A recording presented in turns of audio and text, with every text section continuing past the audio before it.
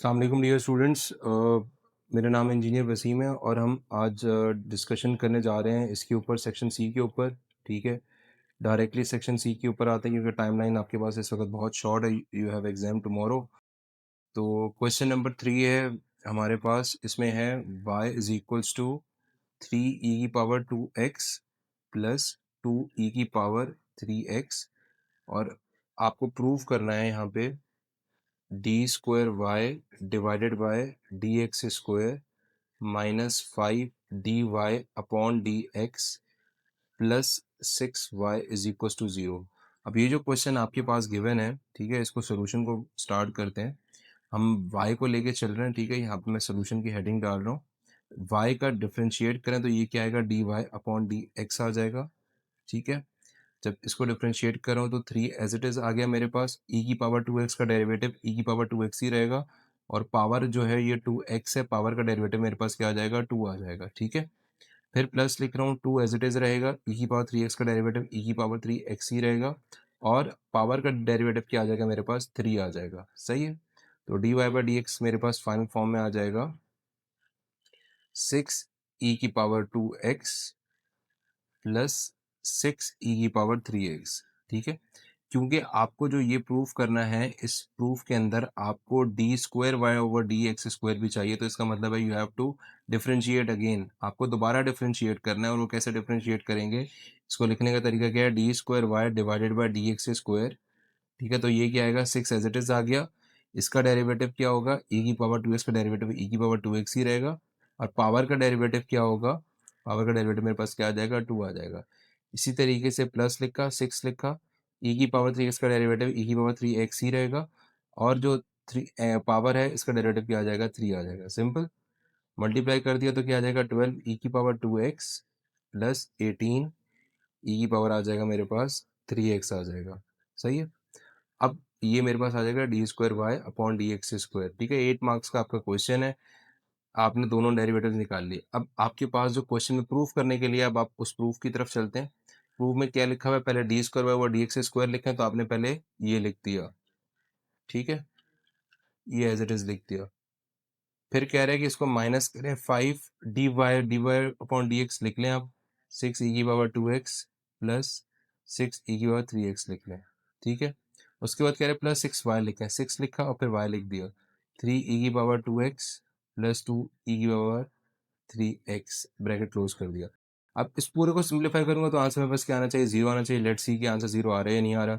ये 12e की power 2x रहेगा, ये 18e की पावर 3x रहेगा, ये माइनस, ये 5 को 6 से जब मैं मल्टीप्लाई करूंगा तो ये हो जाएगा 30 e की पावर 2x आ जाएगा। 5 को 6 से मल्टीप्लाई करेंगे तो क्या हो जाएगा, 30 e की पावर 3x हो जाएगा। सही है, इसको आपस में मल्टीप्लाई करेंगे तो ये हो जाएगा 18 e की पावर 2x प्लस 12 e की पावर 3x हो जाएगा।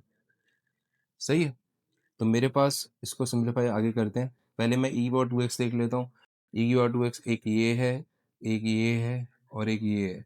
ठीक है, दो प्लस में है, 12 है और 18 है। इन दोनों को जब मैं ऐड करूंगा, 12 और 18 क्या हो जाएगा, 30 e की पावर 2x, और ये जो दूसरे वाला था ये था -30 e की पावर 2x हो जाएगा। ठीक है, अब दूसरा e की पावर 3x क्या है, e की पावर 3x मेरे पास ये 18 है और 12 है, ये भी वही है। इसको मैंने लिख दिया +30 e की पावर 3x -30 e की पावर-3x। ठीक है, तो मेरे पास ये दोनों कैंसिल, ये दोनों कैंसिल, मेरे पास आंसर क्या आ गया, 0, और मेरा क्वेश्चन क्या हो गया, प्रूव हो गया राइट हैंड साइड के इक्वल। ठीक है, अच्छा आगे चलते हैं। इसका जो और वाला पार्ट है उसको भी देख लेते हैं जल्दी से। ओके, कोशिश ये करें कि जब आप क्वेश्चन अटेम्प्ट कर रहे हो तो आप नया पेज यूज़ करें, ताकि क्वेश्चन, क्योंकि जो सेक्शन सी के क्वेश्चन होते हैं वो लेंदी क्वेश्चन होते हैं, और ये नेक्स्ट पेज पे जाएंगे। इसको स्टार्ट करें न्यू पेज से, ताकि आपके पास इजी हो जब आप क्वेश्चन सॉल्व करो। ठीक है, इतनी देर में मैं क्वेश्चन लिख रहा हूँ। x² प्लस x-2, और नीचे आएगा 3x³ -x² प्लस 3x-1, और ये आ जाएगा इसका डेरिवेटिव। यानी कि हमने इसको इंटीग्रेट करना है, डेरिवेटिव नहीं है, इंटीग्रेट करना है। ठीक है, ओके, अब सोल्यूशन की तरफ चलते हैं। एक्सरसाइज ये 3.5 का सवाल है आपके पास। अच्छा, हमारे पास देखिए नीचे डिनोमिनेटर में पावर बड़ी है, ठीक है? तो इसका मतलब है कि ये एक प्रॉपर फ्रैक्शन है, ठीक है? डिनोमिनेटर में अगर x की पावर बड़ी होती है तो प्रॉपर फ्रैक्शन होता है ये। अच्छा, इसको इसके फैक्टर्स बन सकते हैं, बिल्कुल बन सकते हैं। ये ऊपर वाले का प्रॉब्लम नहीं होता, उसको वैसे ही रखते हैं। नीचे वाले को फैक्टराइज़ कर लेते हैं। क्या फैक्टराइज़ करेंगे? इन दोनों में कॉमन ले लें, क्या आएगा? एक्स स्क्वायर कॉमन आएगा, क्या बच गया? 3x माइनस 1, और वहाँ पे भी सेम है, प्लस 1 कॉमन ले लेते हैं तो यही आएगा, 3x माइनस 1 आ जाएगा, ठीक है? तो इसको इक्वल टू करके x square plus x minus 2 हो गया, डिवाइडेड बाय ब्रैकेट वाली चीज़ को एक दफ़ा लिख लेते हैं, ठीक है? जो बच गया उसको दूसरी दफ़ा लिख लेते हैं, एक्स स्क्वायर प्लस 1 बच जाएगा आपके पास, आपने यहाँ पे मेंशन कर लिया इसको। अच्छा, उसके बाद आता है आपके पास integration x square plus x minus 2, ठीक है, डिवाइडेड बाय, अच्छा ये तो आ गया था ना, तो दोबारा इसको लिखने की ज़रूरत नहीं है।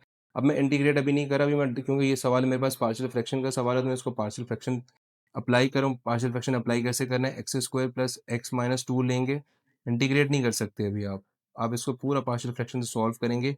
लास्ट स्टेप पे आपने सिर्फ इंटीग्रेट कर देना, प्लस 1।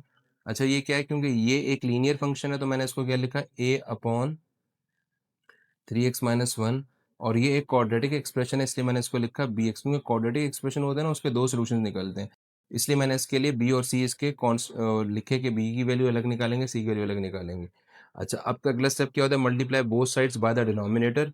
जब दोनों साइड्स को डिनोमिनेटर से मल्टीप्लाई करेंगे तो राइट साइड, लेफ्ट साइड जो है वो उसमें से डिनोमिनेटर खत्म हो जाएगा, और जो राइट साइड है, जैसे ए है, ए के नीचे 3x माइनस 1 है, तो जब ऊपर मल्टीप्लाई लिखूंगा तो उसके साथ क्या आ जाएगा? एक्स स्क्वायर प्लस 1 है, यानी कि उल्ट दूसरे वाला आ जाएगा। और जो बी एक्स प्लस सी है, बेसिकली क्रॉस मल्टीप्लाई है, तो बी एक्स प्लस सी के साथ क्या आ जाएगा? शाबाश, very good. B x plus c के साथ आ जाएगा 3x माइनस 1 आ जाएगा, ठीक है? इसको मैंने फिलहाल कह दिया, मेरी ये इक्वेशन 1 है, ठीक है?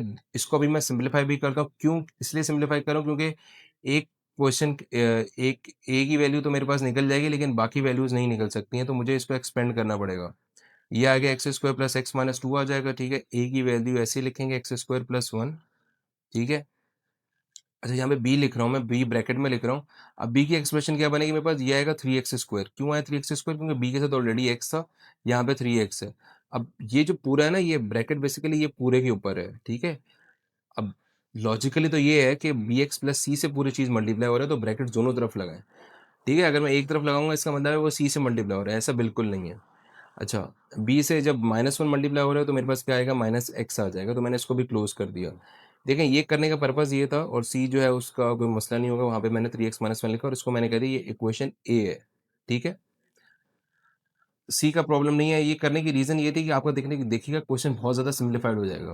कैसे सिम्प्लीफाइड होगा अभी आप देख लेंगे। सबसे पहले हम वैल्यू पुट करते हैं, पुट ये 3x माइनस 1, क्योंकि ये लीनियर है, लीनियर की वैल्यू ही हमेशा पुट करते हैं क्वेश्चन के अंदर। तो ये आ जाएगा 3x इज इक्वल टू 1, और x की वैल्यू हो जाएगी 1/3। कहाँ पे पुट करेंगे हम? ये हम इक्वेशन 1 में पुट करेंगे, ठीक है? 1 में डालने, 2 में डालने कोई फर्क नहीं पड़ेगा, और 1 में डालें या ए में डालने कोई फर्क नहीं पड़ेगा। अच्छा, 1/3 डालना है तो ये हो जाएगा 1/3 का square plus 1/3 minus 2। Calculator use करके आपने इसको सिंप्लीफाई कर लेना है। अच्छा, ए, अब देखें यहाँ पे अगर मैं 1/3 डाल देता हूँ इस जगह पे, तो ये हो जाएगा 1/3 मल्टीप्लाई बाय 3, जो कि हो जाएगा 1, और 1 माइनस 1 हो जाएगा 0। 0 को मैं बी से मल्टीप्लाई करूँगा, सी से मल्टीप्लाई करूँगा, आंसर क्या आ जाएगा? 0। इसका मतलब मेरे पास सिर्फ एक ही वेरिएबल है जो ए है, उसका आंसर निकलेगा 1/3 का स्क्वायर और प्लस 1 आ जाएगा, ठीक है? तो ये इसको सिंप्लीफाई करेंगे आप अपने साथ, तो आपके पास आंसर क्या आ रहा है? इस पूरे को कैलकुलेटर पे इकट्ठा डालिएगा और सिंप्लीफाई कीजिएगा। आपके पास कैलकुलेटर पे आंसर आएगा -14/9 आएगा, ठीक है? पूरा कैलकुलेटर पे डालना है, क्योंकि आपने टाइम भी बचाना है ना अपना। 1/3 का स्क्वायर होता है 1/9, 1/9 प्लस 1 करेंगे कैलकुलेटर के ऊपर तो आपके पास आ जाएगा 10/9, ठीक है? क्योंकि denominator left hand side right hand side का सेम है, इसलिए हम इसको कैंसिल कर देते हैं, और ए की वैल्यू मेरे पास क्या आ जाएगी? ए की वैल्यू आ जाएगी मेरे पास -14 डिवाइड बाई 10, क्योंकि ये जो 10 है वो दूसरी साइड पे चला जाएगा तो ए की वैल्यू दे देगा, ठीक है? तो ये हो जाएगा -7/5। ए की वैल्यू आ जाएगी मेरे पास -7/5 आ गई, ठीक है? अच्छा, उसके बाद आगे चलते हैं, लेंथी क्वेश्चन है ये, ओके।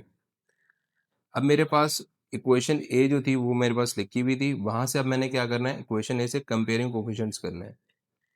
अब भाई ये क्या चीज़ होती है? ये चीज़ होती है कंपेयरिंग कोफिशिएंट्स ऑफ, सबसे पहले मैं कंपेयर कर रहा हूँ कोफिशिएंट्स एक्स स्क्वायर का, ठीक है। एक्स स्क्वायर का कोफिशिएंट कंपेयर करूँ तो यहाँ पे इक्वेशन को गौर से देखें आप, ये वाली देखिए, यहाँ पे मेरे पास एक्स स्क्वायर का कोफिशिएंट क्या है, 1 है, 1 लिख दिया, फिर इज इक्वल टू डाला। उसके बाद मेरे पास यहाँ पे क्या है, इसका कोफिशिएंट ए है, मैंने ए लिखा। यहाँ पे क्या मेरे पास 3b है, प्लस 3b लिख दिया। अब देखें ए की वैल्यू तो मुझे पता है, ए की वैल्यू क्या है, 1 is equal to -7/5 plus 3b, ठीक है। उसके बाद 7 और 5 दूसरी साइड पे जाएगा तो +7/5 हो जाएगा, इज इक्वल टू 3b। इसको डायरेक्टली सिंप्लीफाई कर लें, 5 + 7 12 होता है, 12/5 हो जाएगा, इज इक्वल टू 3b, ठीक है। क्योंकि न्यूमरेटर यहाँ पे कैंसिल आउट हो रहा है तो इसको कर लेते हैं, वरना 3 को आप दूसरी साइड पे ले जाएं, 3 को दूसरी साइड पे ले जाएंगे तो क्या हो जाएगा, 12/15 इज इक्वल टू b। और b की वैल्यू क्या आ जाएगी मेरे पास, 3 4 12, 3 5 15, तो b की वैल्यू आ जाएगी मेरे पास 4/5 आ जाएगी, ठीक है। अच्छा, बी की वैल्यू मेरे पास 4/5 आ गई। अब मैं अब सी कहाँ से निकालूँ, सी भी कंपेयरिंग कोफिशिएंट से निकालते हैं। पहले मैंने एक्स स्क्वायर कोफिशिएंट कंपेयर किया था, मैं एक्स को कंपेयर करता हूँ, देखते हैं कैसे निकलेगा। अच्छा, एक्स को कंपेयर करते हैं तो मेरे पास इस साइड पे एक्स क्या है, 1 है, इसके साथ कुछ और नहीं है, ए के साथ भी नहीं है एक्स, बी के साथ क्या -b है, ठीक है। बी के साथ हो जाएगा -b और सी के साथ क्या हो जाएगा, +3c। क्यों, क्योंकि सी के साथ मेरे पास यहाँ पे ये है, ठीक है। अच्छा, अब बी की वैल्यू क्या थी मेरे पास, बी की वैल्यू क्या आई है, 4/5 आई है, ठीक है। तो ये क्या हो जाएगा, 1 -4 इज इक्वल टू -4/5 +3c, ठीक है। थोड़ा सा जल्दी आपने क्वेश्चन अटेम्प्ट करना है, 1 + 4/5 इज इक्वल टू 3c, ठीक है। तो ये हो जाएगा 9/5 इज इक्वल टू 3c, और तो 9/15 इज इक्वल टू c, ठीक है, क्योंकि ये 3 जो है वो इस 5 से मल्टीप्लाई हो जाएगा, तो ये हो जाएगा c इज इक्वल टू 3/5 आ जाएगा, ठीक है। अब c की वैल्यू जब 3/5 आ गई तो मेरे पास जो फाइनल एक्सप्रेशन बनेगी वो क्या आ गई मेरे पास, वो आ जाएगी x² + x-2 divided by 3x-1 into x² + 1, ये आ जाएगा मेरे पास -7 डिवाइडेड बाय 5, ये हो जाएगा x, ये a की वैल्यू आई है ना, ये आ जाएगा ऐसे, और ये हो जाएगा 4x + 3 divide by 5 into x² + 1, ये ऐसे आ जाएगा, ठीक है। ये इसलिए आए देखें क्योंकि बी और सी दोनों का डिनोमिनेटर में 5 आ रहा है ना, इसलिए हम इसको इकट्ठा करके लिख सकते हैं, ठीक है। अब मैं इसको वो कर सकता हूँ क्या, इंटीग्रेट बोथ बोथ साइड्स, ठीक है। इंटीग्रेटिंग बोथ साइड्स लिख देता हूँ, इंटीग्रेटिंग बोथ साइड्स, b/s बिस बोथ साइड्स, ठीक है। अच्छा, अब इसकी इंटीग्रेशन क्या हो जाएगी, ये x² + x-2 divide by 3x-1 into x² + 1, ठीक है। इसको इंटीग्रेट करेंगे तो अलग अलग इंटीग्रेट करेंगे आप, -7 और 5 ऑब्वियसली बाहर आ जाएगा, ये हो जाएगा 1/3x-1 हो जाएगा, ओके, प्लस 1/5 बाहर आ जाएगा यहाँ से, 4x + 3 अपॉन x² + 1 आ जाएगा, सही। अच्छा, इसको क्या आएगा, देखिए यहाँ इसका डिनोमिनेटर में 3 है तो आपको यहाँ पे 3 से मल्टीप्लाई करना पड़ेगा और 3 से डिवाइड करना पड़ेगा, ठीक है। तो ये हो जाएगा -7/15, और ये हो जाएगा नेचुरल लॉग ऑफ 3x-1, क्यों, क्योंकि भाई नीचे वाले का ऊपर डेरिवेटिव मौजूद है ना, 3x-1 का डेरिवेटिव ऊपर मौजूद है। अच्छा, इसको अलग अलग लिखना था यहाँ पे, 1/5 को, ये जो आपके पास है ना 4x अपॉन x² + 1, इसको अलग लिखना था, वो मैंने अलग नहीं लिखा, आपको ऊपर वाले स्टेप में ही अलग कर देना था, x² + 1 आएगा, ठीक है। जी, बिल्कुल लेंथी हो गया। अब यहाँ पे इसका डेरिवेटिव क्या है, 2x है, और यहाँ पे क्या लिखा है, 4x है, तो हमने क्या किया, यहाँ पे 2 बाहर कर दिया और इसको भी मैंने 2 कर दिया, ठीक है। अब इसका डेरिवेटिव, नीचे वाला डेरिवेटिव ऊपर मौजूद है तो ये भी नेचुरल लॉग लग जाएगा, और जो 3 के साथ x² + 1 है, चलें उसको मैं बताता हूँ आपको। इसका मैं आंसर यहाँ से लिख रहा हूँ थोड़ा पीछे से, 7/15 natural log of 3x-1 plus 2/5 natural log of x² + 1, ये 2 आ गया। अच्छा, और ये जो मेरे पास आ जाएगा यहाँ पे, अच्छा ये 1/5 लिखा है नहीं मैंने पीछे, क्योंकि 1/5 3 से, इससे भी मल्टीप्लाई होता है ना 3 से, तो मैंने क्या किया, 3/5 को बाहर कर दिया। देखिए 1/x² + 1 जो होता है, किसका डेरिवेटिव होता है, ये होता है simple tan inverse of x का। ठीक है, तो आगे क्या आ जाएगा +c। तो ये मेरे पास 1/, यहाँ पे मेंशन कर देता हूँ, 1/x² + 1 का जो डेरिवेटिव इंटीग्रेशन होती है वो होती है tan इनवर्स ऑफ x। ठीक है, तो ये मैंने साइड पे आपको सिर्फ हिंट के लिए नहीं, इन्फॉर्मेशन के लिए मैंने लिख दिया। क्वेश्चन ऊपर ही सॉल्व हो गया था यहाँ पे। सही है।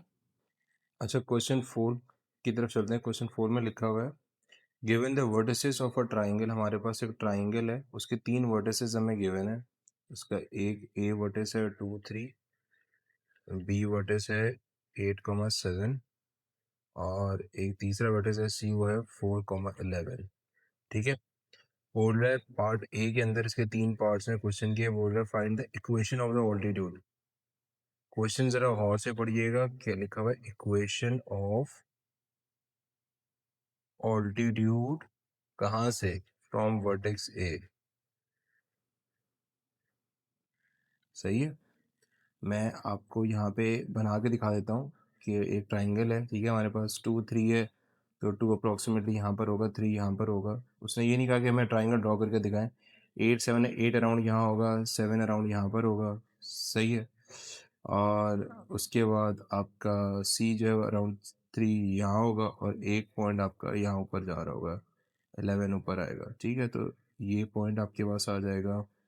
मैं कलर चेंज कर देता हूँ ताकि वो इजी हो जाए थोड़ा सा, और फिर उसी से मैं बाकी क्वेश्चन सॉल्व करता हूँ। ठीक है, ये मेरे पास आ जाएगा वर्टेक्स सी। ठीक है, ये आ जाएगा मेरे पास वर्टेक्स बी, ये आ जाएगा मेरे पास वर्टेक्स ए, और ये मेरा बन जाएगा एक ट्राइंगल।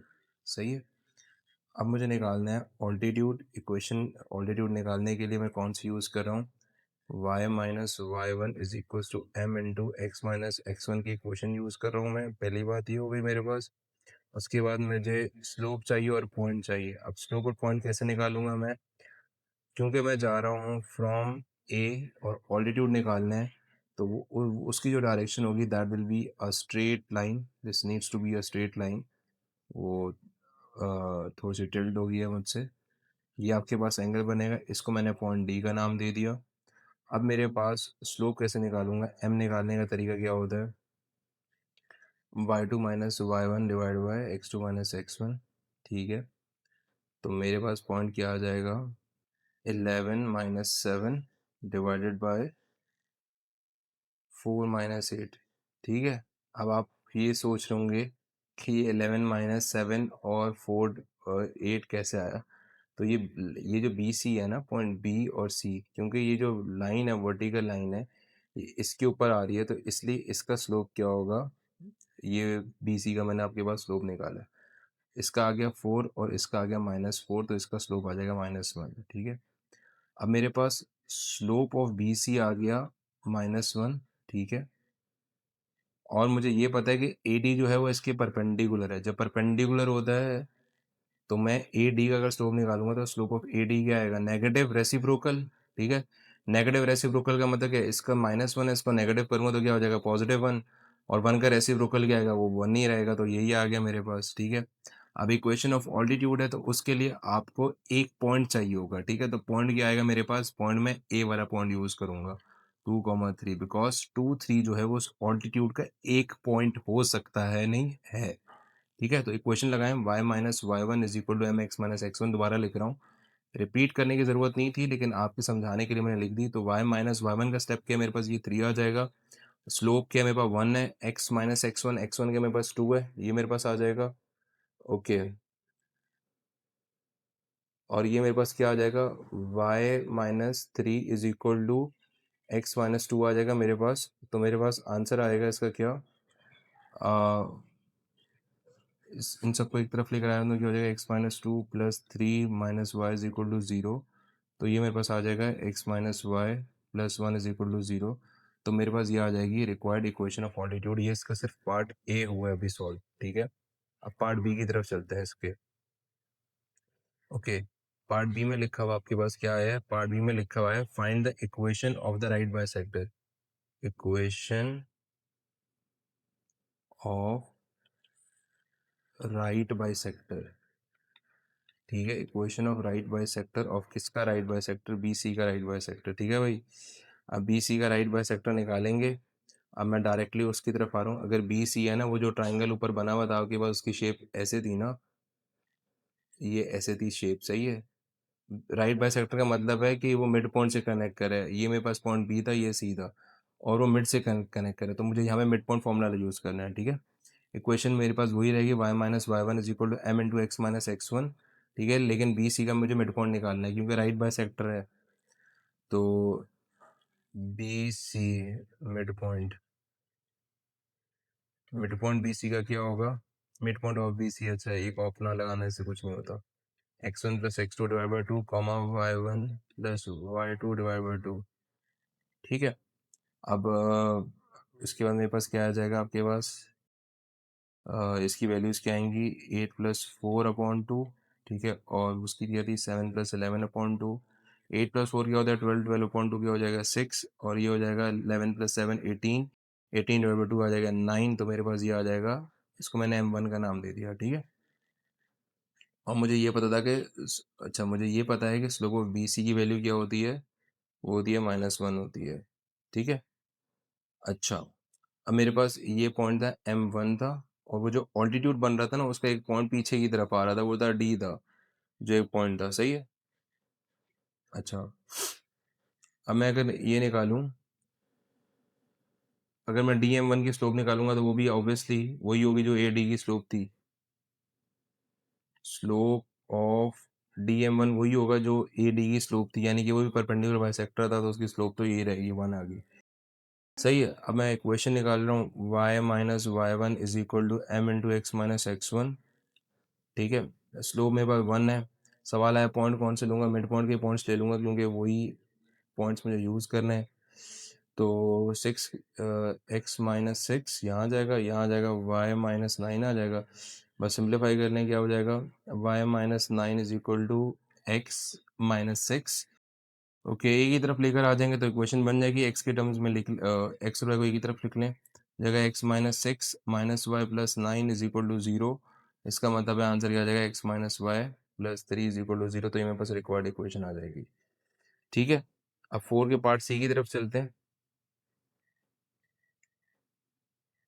ओके, पार्ट सी इसका क्या है, इसमें क्या करना है, इसमें जो क्वेश्चन लिखा हुआ है, verify that altitude and right bisector intersects on the circum circle of the circle. Altitude and right bisector जो है वो क्या कर रहा है, इंटरसेक्ट कर रहा है, मिल रहा है ऑन सर्कम सर्कल। मैंने पहले गलत वर्ड यूज कर लिया था, circum circle of the triangle है, सर्कल नहीं है। ठीक है, अच्छा अब मेरे पास ऑल्टीट्यूड की इक्वेशन क्या निकली थी, X minus Y plus one is equal to zero, और राइट बाइसेक्टर की इक्वेशन क्या निकली थी, X minus Y plus three is equal to zero. ठीक है, यहाँ से अगर मुझे y चाहिए तो ये हो जाएगा y is equal to X plus one हो जाएगा। ठीक है, और यहाँ से मुझे y चाहिए तो क्या हो जाएगा, x प्लस थ्री हो जाएगा। इसकी स्लोप क्या है, 1, इसकी स्लोप क्या है, 1। सही है, तो बेसिकली मेरे पास यहाँ पे क्या हो रहा है, ये मैं थोड़ा सा इसलिए नीचे कर रहा हूँ ताकि मैं स्टेटमेंट लिख लूँ। देखो, व्हेन, आसान लफ्जों में टू द पॉइंट बात करें, when slope is same lines are parallel. ये बेसिक रूल याद था ना स्लोप का, जब स्लोप सेम होगी तो लाइंस क्या होंगी, पैरेलल होंगी। और क्या दूसरी स्टेटमेंट दे दो, पैरेलल लाइंस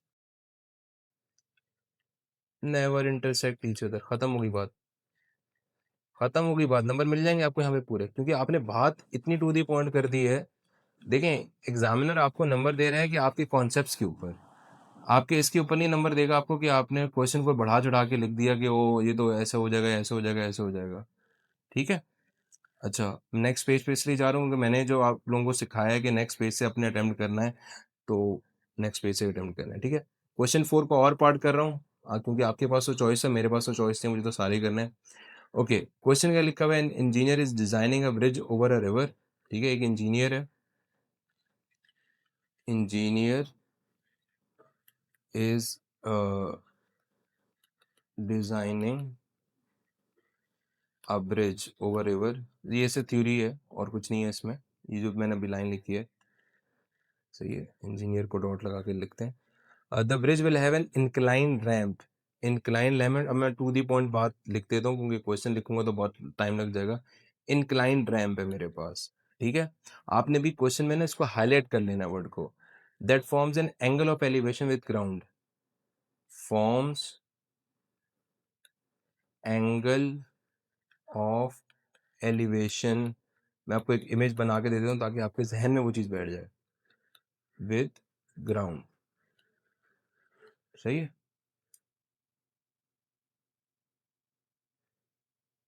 ये ऐसे हो जाएगा, ठीक है। तो ये आ गया आपके पास, ये ऐसे बोल रहा है वो, ठीक है। The total height of the bridge at its peak is 20 metres. Total height is 20 metre, ठीक है, पीक पे। एंड बेस ऑफ रैम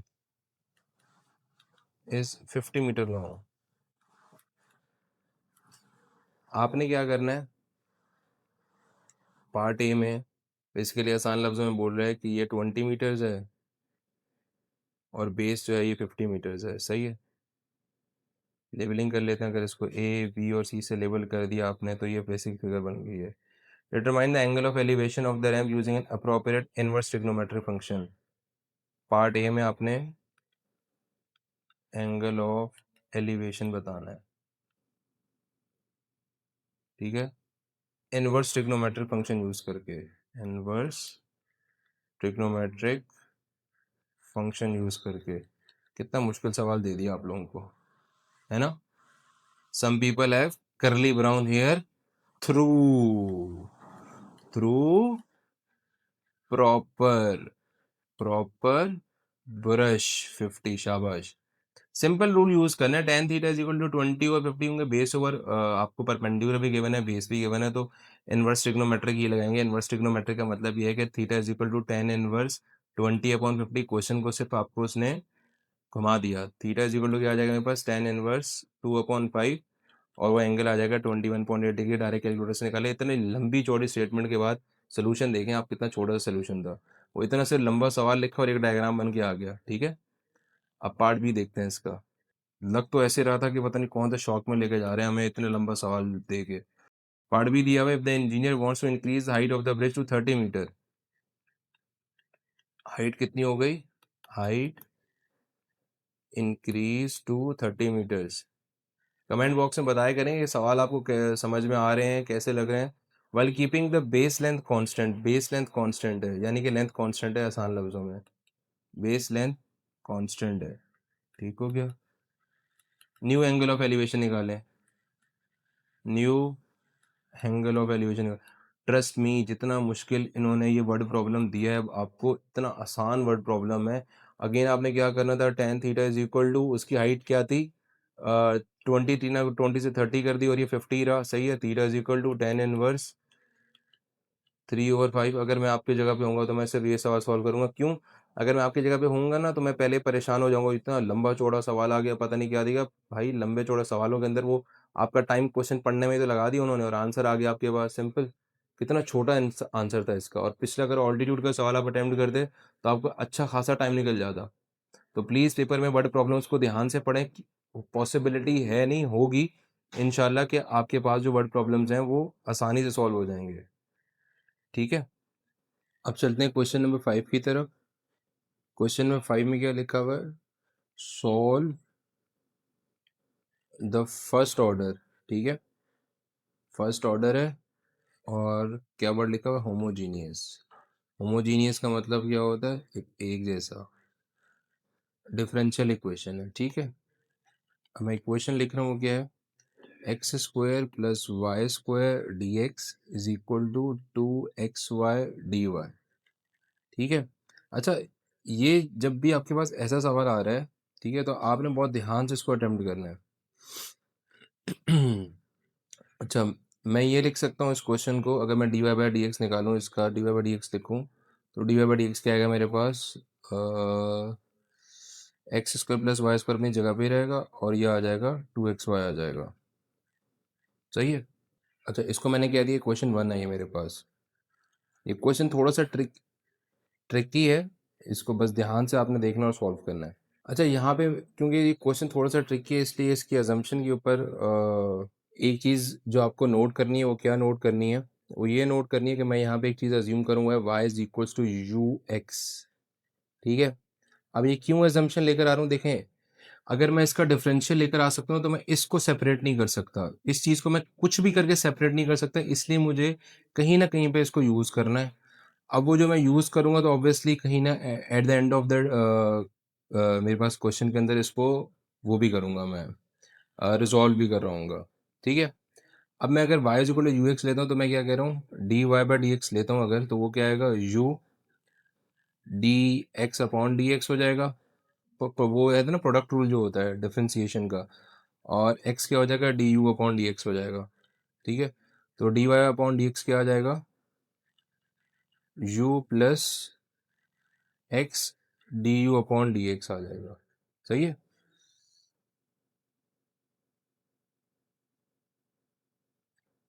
अच्छा, अब ये आ गया मेरे पास, ये मैंने इसको एक साइड पर रख लिया। अब मेरे पास जो इक्वेशन 1 थी, इक्वेशन 1 जो थी मेरे पास, वो क्या थी, वो थी D Y by D X जो था, वो था X square plus Y square upon 2xy था। अब मैं इसको इक्वेट कर रहा हूँ। ठीक है। तो ये क्या हो जाएगा, u plus x d u upon D x is equals to, ये हो जाएगा एक्स स्क्वायर। अब y की जगह पे मैं लिख रहा हूँ यू एक्स, जब इक्वेट करूँ तो y की वैल्यू भी तो पुट करूँ, 2x, और y की जगह पे क्या आ जाएगा, यू एक्स आ जाएगा। ठीक है।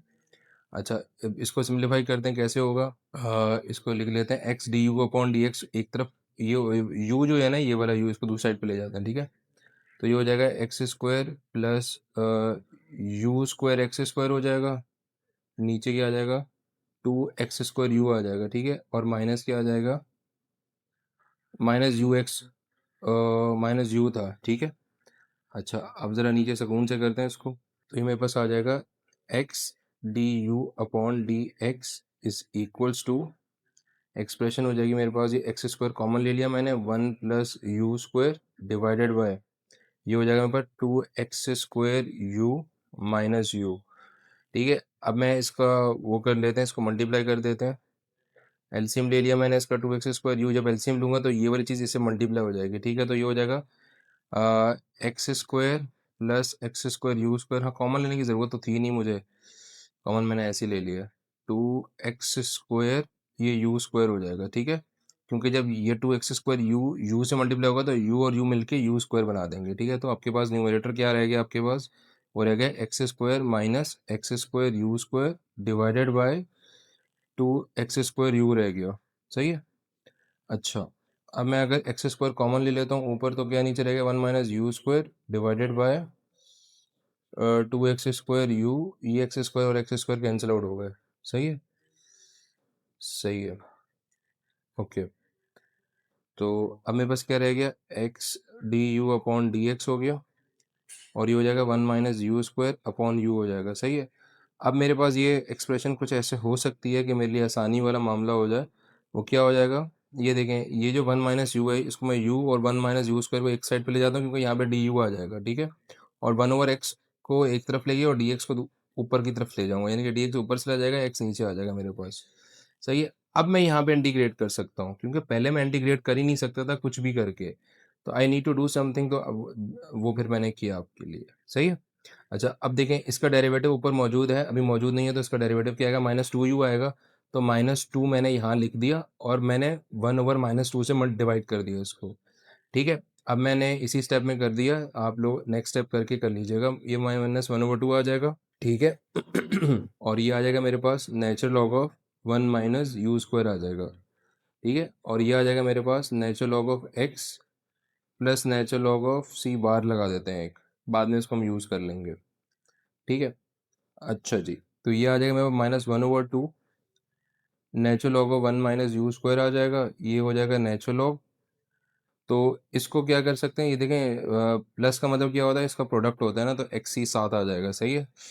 अच्छा, तो मेरे पास फाइनल एक्सप्रेशन क्या आ रही है, देखिए नेचुरल लॉग दोनों साइड्स पर है, तो नेचुरल लॉग कैंसिल आउट हो सकता है, बिल्कुल हो सकता है, नेचुरल लॉग और नेचुरल लॉग कैंसिल आउट हो गए, तो मेरे पास जो एक्सप्रेशन बन जाएगी वो क्या आ जाएगी, -1/2 1 minus u square is equal to c x हो जाएगा, सही। अच्छा, आगे चलते हैं, ये x जो है वो दूसरी साइड पर आ जाएगा, तो ये 1 - 1/2x हो जाएगा, ये हो जाएगा 1 minus u square is equal to c. अब मुझे पता है कि y is equal to you x होता है, तो u की जगह पे क्या आ जाएगा, y/x आ जाएगा, सही है। ये हो जाएगा -1/2x और ये हो जाएगा 1 minus y square upon x square हो जाएगा इज इक्वल टू सी। इसको सिंप्लीफाई करते हैं तो ये क्या आ जाएगा, -1/2x आ जाएगा, ठीक है। और ये मेरे पास, अगर मैं इसको सिंप्लीफाई करूँगा तो ये मेरे पास आ जाएगा x square minus y square divided by, ये हो जाएगा मेरे पास एक्स स्क्वायर आ जाएगा यहाँ पे, सही है, इज इक्वल टू सी, सही है। अब मैं इसको और सिंप्लीफाइड फॉर्म में लिखना चाहूँ तो मैं लिख सकता हूँ इसको, कि ये मेरे पास सिंप्लीफाइड फॉर्म में क्या आ जाएगा, कांस्टेंट है तो कांस्टेंट को मैं दूसरी साइड पे भी लेके जा सकता हूँ, तो इसको मैं लिख सकता हूँ फाइनल एक्सप्रेशन के लिए अपने पास -1/2x³ हो जाएगा, ठीक है। और ऊपर न्यूमरेटर में आ जाएगा x square minus y square आ जाएगा, ठीक है, इज इक्वल टू सी आ जाएगा, सही है। तो ये मेरे पास जो एक्सप्रेशन है, अब इसमें मैं क्या कर सकता हूँ, ये x square minus y square हो जाएगा, minus is equal to 2x³ C हो जाएगा ये, ठीक है। सो जनरल सोल्यूशन की फॉर्म में लिखना है तो मैं इसको लिख सकता हूँ -x² minus y square is equal to x³ C लिख सकता हूँ, और यहाँ ब्रैकेट में लिख सकते, ये इसको बाहर कर देना, सी बाहर सबको कर दें, ठीक है, ताकि आगे प्रॉब्लम ना हो। आप यहाँ लिख दें, बल्कि इसको बाहर नहीं करें, इसको बाहर रहने हटा दें, आप इसको बाहर कर दें, ठीक है, और यहाँ लिख दें कि सी बार जो है वो क्या है, 2c के इक्वल है, ठीक है। तो ये आपके पास आ जाएगा इसका जनरल सोल्यूशन। अच्छा, अब आते हैं अगले पार्ट की तरफ। अच्छा सॉरी, अभी इसका जनरल सोल्यूशन निकला है ना, अभी पर्टिकुलर सोल्यूशन तो निकाला ही नहीं है मैंने। ओके, पर्टिकुलर सोल्यूशन निकालने के लिए हमें पॉइंट्स में पता होने चाहिए थे। पॉइंट हमारे पास क्या है, एट 1, ठीक है। 1, 2 के ऊपर अगर मैं पर्टिकुलर सोल्यूशन निकालूंगा तो ये क्या हो जाएगा, 1 हो जाएगा, और ये क्या हो जाएगा, 2 का स्क्वायर हो जाएगा, 4 हो जाएगा, सही है। और ये x की जगह पे क्या आ जाएगा, 1 आ जाएगा, तो ये सी बार आ जाएगा, तो ये क्या हो जाएगा, -1 + 4। तो इसका मतलब है सी बार की वैल्यू मेरे पास क्या आ जाएगी, 3 आ जाएगी, सही है। अब सी बार की वैल्यू मेरे पास 3 आ जाएगी, तो मेरा फाइनल आंसर क्या आ जाएगा, माइनस ब्रैकेट में x square minus y square is equals to 3x³, ठीक है। तो ये मेरे पास आ जाएगा पर्टिकुलर सोल्यूशन, और ये मेरा फाइनल आंसर आ जाएगा, ठीक है। अच्छा, अब नेक्स्ट क्वेश्चन की तरफ चलते हैं। अगेन नेक्स्ट क्वेश्चन है, नेक्स्ट पेज से स्टार्ट करेंगे। वर्ड प्रॉब्लम दी हुई है आपके पास क्वेश्चन नंबर 5 के और में, ठीक है। Satellite orbit is an elliptical trajectory, elliptical satellite है, इलिप्टिकल है, वर्ड इलिप्टिकल कीवर्ड है यहाँ पे, इलिप्टिक ट्रेजेक्ट्री है यहाँ पे, सही है। उसके बाद क्या है, the semi major axis of ellipsis, semi major axis, इसकी लेंथ जो है वो है 1000 नहीं है, 10,000 किलोमीटर्स है। और सेमी माइनर एक्सिस जो है, इसकी लेंथ जो है वो है, माइनर है तो लेंथ छोटी होगी उससे, 8000 किलोमीटर्स है। आपको सबसे पहला काम क्या है, इसेंट्रिसिटी निकालनी है, ई की वैल्यू निकालनी है, ठीक है। इसेंट्रिसिटी क्या होगी वो आपने निकालना है, ठीक है। अच्छा, इसेंट्रिसिटी क्या होती है, is equal to c upon a होता है, ठीक है। अब हमें सी की क्या है, सी इज इक्वल टू क्या होता है, c square is equal to a square minus b square होता है। मेजर और माइनर की वैल्यूज तो पता है हमें, तो अब सिंपल निकाल लें, 10,000 का स्क्वायर माइनस 8,000 का स्क्वायर, ठीक है। तो ये आ जाएगा आपके पास, आंसर आ जाएगा 6,000 आ जाएगा। कैलकुलेटर आपके पास है, यूज़ कर लें, आंसर आ जाएगा 6,000, ठीक है। तो ई की वैल्यू क्या हो जाएगी, 6,000 डिवाइडेड बाय 10,000, तो ये हो जाएगा 0.6, ठीक है। ये तो हो गए इजी पार्ट, ठीक है। क्वेश्चन नंबर 5 का पार्ट ए जो था वो डिफिकल्ट था। ओके, पार्ट बी पे जाते हैं। पार्ट बी में बोल के रहे the distance of the satellites from earth centre at the closest points if earth is at one focus. Okay, मैं क्वेश्चन में बताता हूँ। क्वेश्चन में ये बोल रहा है कि आपको डिस्टेंस ऑफ सैटेलाइट, ये क्वेश्चन लिख रहा हूँ, from earth centre eight closest point if earth is at one focus। सही है, इसको सोल्यूशन पे आते हैं। इफ द अर्थ, अगर अर्थ हमारे पास एक फोकस के ऊपर है तो जो क्लोजेस्ट पॉइंट होगा अर्थ के वो क्या होगा, क्लोजेस्ट डिस्टेंस जो होगा हमारे पास, जो क्लोजेस्ट डिस्टेंस होगा वो क्या होगा, that will be a one minus e. ठीक है, सही है। तो ए मुझे पता है क्या है, ए है मेरे पास 10,000, ठीक है, और ई के मेरे पास 0.6। तो क्या हो जाएगा, 10,000 में से 0.1 में से 0 निकालेंगे, ये आएगा, और ये आ जाएगा मेरे पास क्या, 4,000 किलोमीटर्स आ जाएगा। इसका मतलब क्या हुआ, जो क्लोजेस्ट डिस्टेंस है वो है 4,000। देखिए मैंने आपको पहले भी बताया, पिछले क्वेश्चन में भी बताया था कि जहाँ वर्ड प्रॉब्लम दी होगी, वर्ड प्रॉब्लम देने का मतलब ही ये है कि वो आपको ये बता रहे हैं कि क्वेश्चन मुश्किल है जबकि क्वेश्चन वो आसान है। ठीक है, पार्ट सी की तरफ आते हैं। पार्ट सी में लिखा हुआ the distance of the satellites from earth centre at the farthest point. अब आपने पिछला एज इट ए स्टेटमेंट है, लेकिन आपने क्या देखना है, फारदेस्ट पॉइंट देखना है। ठीक है, पहले क्या था, क्लोजेस्ट पॉइंट था, अब यहाँ फारदेस्ट पॉइंट है। ठीक है, तो फारदेस्ट पॉइंट के लिए फॉर्मूला क्या आएगा, फारदेस्ट पॉइंट के लिए फॉर्मूला आएगा ए वन प्लस ई हो गया। बस सिंपल ये करना था। पिछले वाले में क्या किया था आपने, वन माइनस ई किया था। 1 + 0.6 है, 10,000 को मल्टीप्लाई कर दो 1.6 से, आंसर आ जाएगा। क्या आंसर आएगा, 16,000 किलोमीटर्स। देखो ये कितने आसान सवाल थे तीनों, यानी कि पार्ट क्वेश्चन 5 के अंदर इतने इजी पार्ट्स थे। सही है, चलो भाई लास्ट क्वेश्चन की तरफ चलते हैं। सेक्शन सी का क्वेश्चन नंबर 6 है। ठीक है, अगेन न्यूमेरिकल सवाल दिया हुआ है, ये ध्यान से सवाल को पढ़ना है और फिर इसको समझ के अटेम्प्ट करते हैं। इसके अंदर मैं सारी स्टेटमेंट की पॉइंट्स लिख देता हूँ। A runner accelerates uniformly from rest to a velocity of 8 metre पर सेकेंड। एक रनर की बात कर रहा है, सही है, रनर हो गया, एक्सिलरेट कर रहा है यूनिफॉर्मली, ये मेंशन किया हुआ है उसने क्वेश्चन में।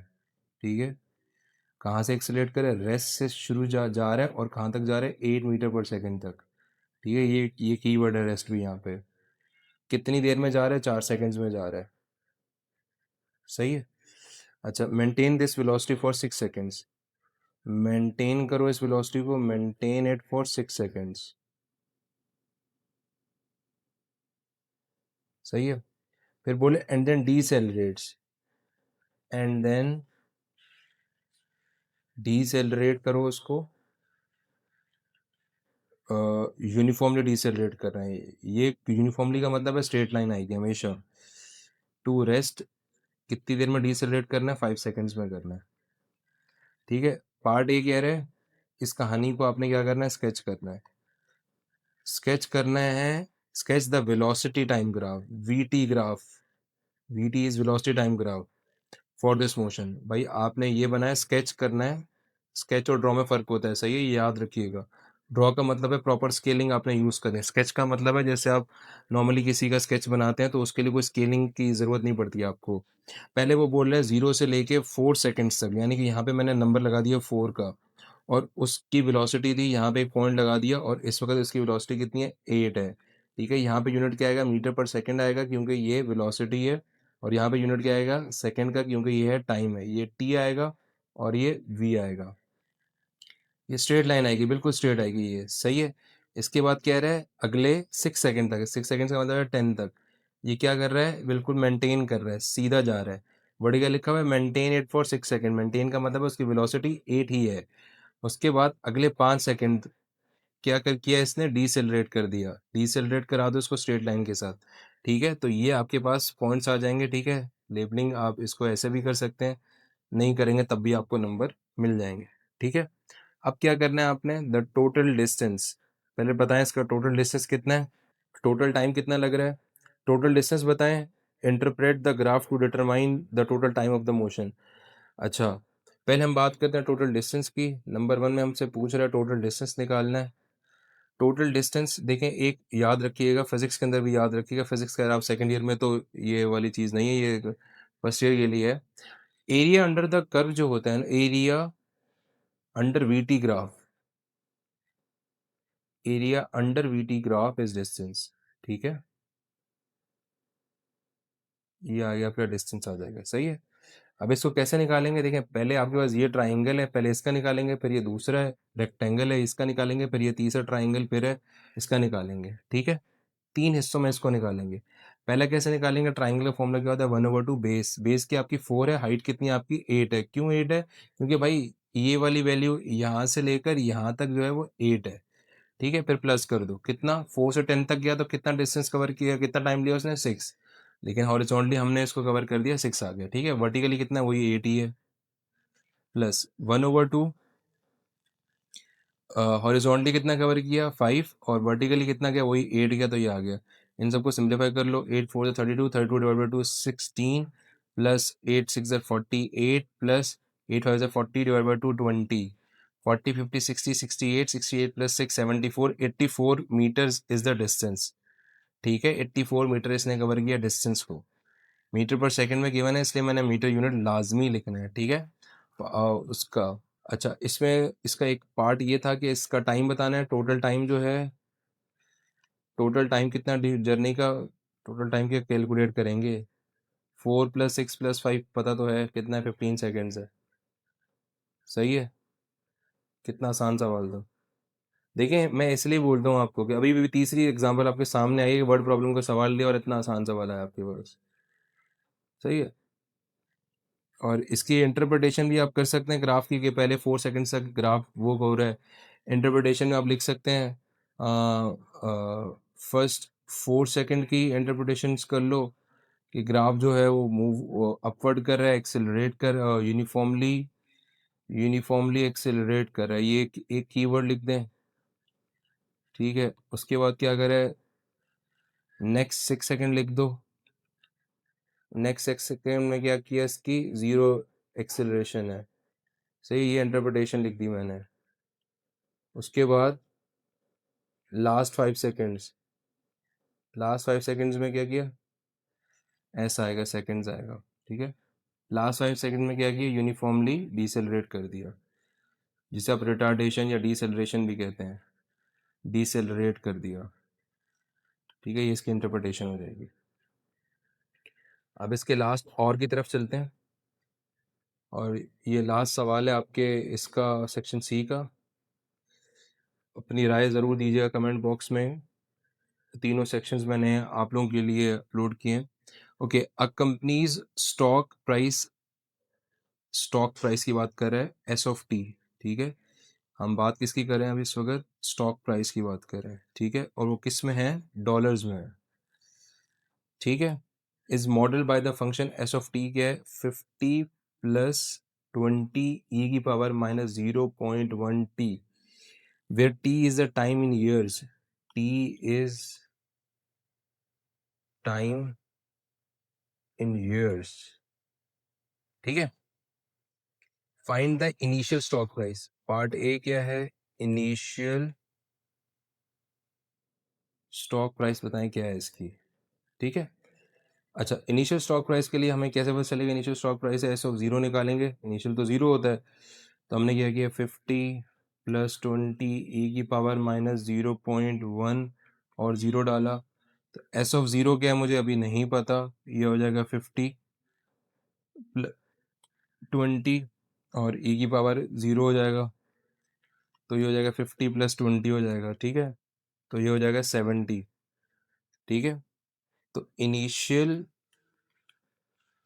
स्टॉक प्राइस क्या है, $70। सही, फिर बोल रहे determine the stock price after 5 years. ये दोनों सवाल इजी हैं, बस वैल्यू पुट करते जाए आंसर आ जाएगा।